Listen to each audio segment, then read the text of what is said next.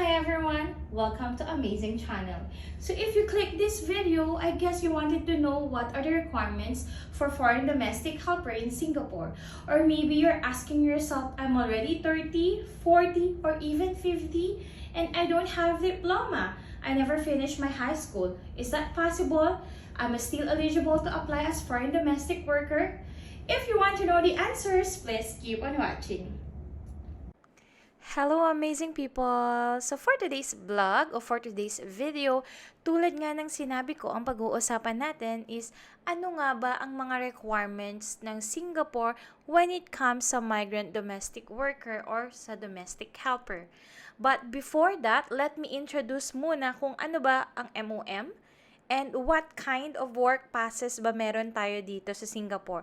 So para naman yun sa mga Pilipino, mga professionals o yung mga gustong mag-try na magtrabaho dito sa Singapore para may idea kayo kung saan ba kayo nababagay or ano nga bang category kayo nagfo-fall. So first, let's find out MOM. What is MOM? Sino ba tong MOM na to? So, if we have DOLE or Department of Labor and Employment in the Philippines, so here in Singapore, we have MOM, Ministry of Manpower. So basically, they are the source for manpower related information and services here in Singapore.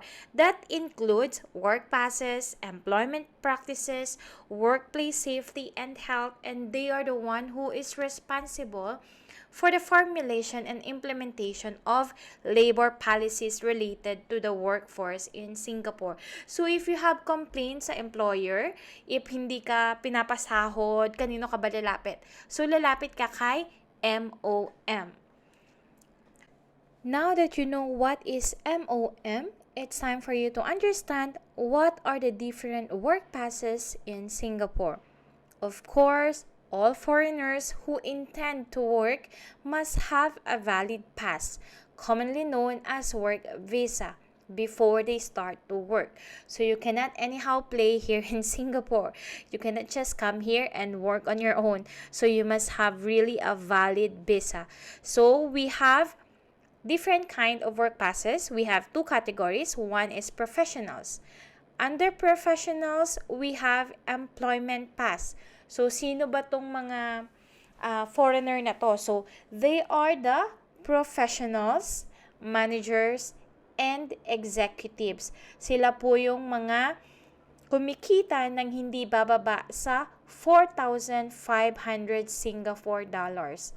So, of course, if you are managers, executives, you must have acceptable qualifications.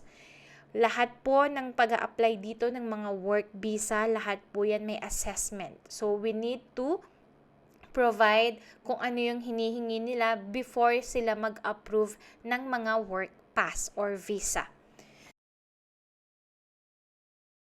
For the second one, and the professionals is Entre Pass. So who are they?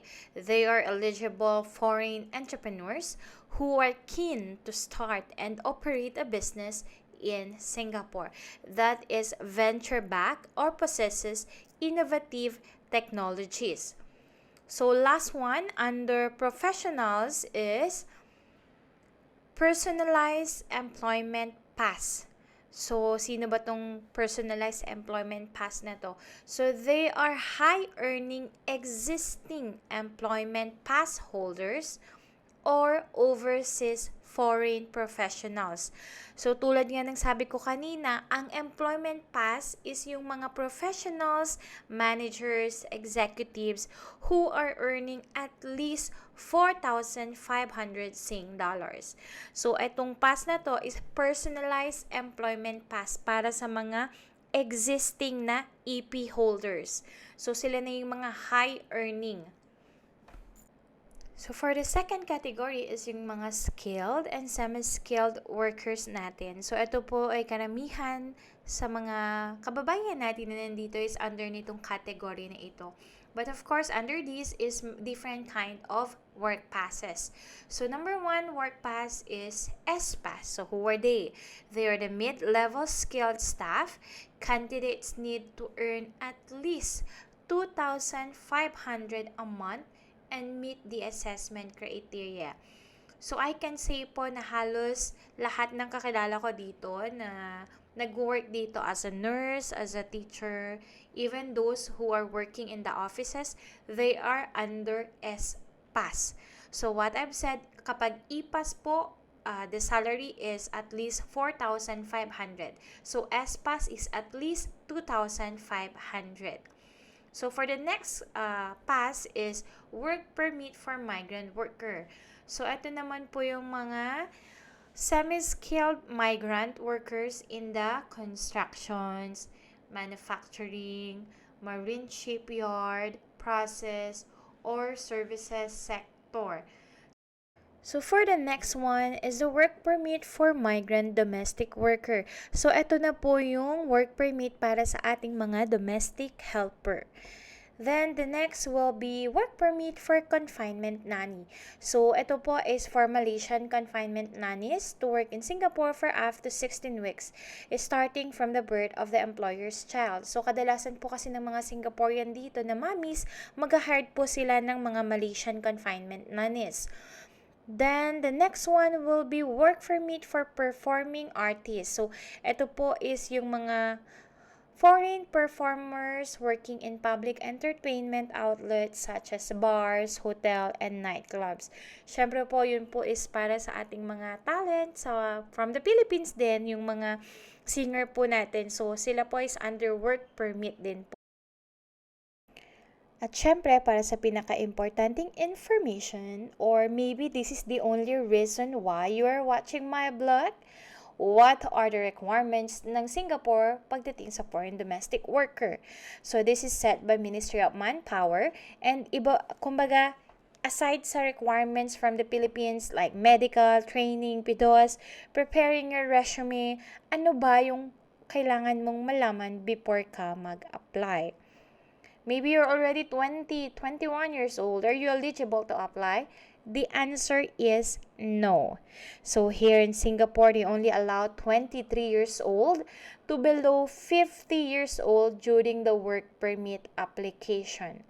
Helpers age 50 and above can only renew their work permit until they are 60 years old. Let's just say you're already 45 years old and you don't have experience at all, and this is the first time na mag-a-abroad ka, the first time na magtatrabaho ka as helper. Do you think you have a chance? I can say yes, but medyo mahihirapan na tayong i-market ka because you're already 45 and you don't have experience, but still, there's no harm na i-try. Let's just say you're 45 years old, but you have experience. Let's just say you work in Middle East for 10 years, or maybe you work as helper in Taiwan, Hong Kong. Do you think you have higher chances? The answer is yes. Of course, some employers is still prepare those medyo may edad and with experience. The second one is the source country or region. So of course, if you are an applicant and you want to apply here, you must at least from an approved source country or region, including Bangladesh, Cambodia, Hong Kong, India, Indonesia, Macau, Malaysia, Myanmar, and of course, Philippines, South Korea, Sri Lanka, Taiwan, and Thailand.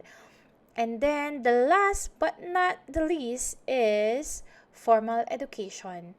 So here in Singapore, they will accept you if you have at least 8 years of formal education. That is the minimum, okay? So if you want to apply and you will tell me that, oh ma'am, I finished my 8 years, but I don't have certificate. No, you need to get your certificate first before you try to apply. So, sa mga nagbabalak po na mag-apply, ngayon pa lamang kumuha na po kayo ng certificate from your school. Kung walang diploma, mag-request na po. If you finish your high school or your college, or basta naka 8 years ka, natapos mo yung second year high school, pwede na po yun. But you need to provide the certificate. Kailangan po dito yun sa Singapore. And please, if you are trying na mameke o bumili sa Quiapo, please don't do that. Once na mahuli po kayo, for sure, goodbye Singapore. So that's all. Parang napakadali lang, right? Parang napakasimple ng requirements. But of course, you need to comply sa mga requirements dyan sa Philippines. So just an additional information that you need to know, once you started working with your employer, every 6 months po, you will go for medical checkup, like pregnancy every 6 months, HIV every 2 years, TB once upon 2 years of stay in Singapore, and now it's new, they will also check your body mass index, BMI, and if there's a visible signs of abuse. Kung tutuusin po ay napakalapit ng Singapore sa Philippines, and I can say na isa to sa mga napaka-safe na lugar para magtrabaho. And when it comes sa mga domestic helpers, you are more protected po and safe dito compared to other country. So, ayun lang po, and I hope na nakatulong tong video na to sa mga gustong mag-apply. So I guess that's all for today's video. So thank you so much guys for watching. And if you like my video, please don't forget to like and subscribe. And paki-share na rin po. And that's all for today. So bye-bye!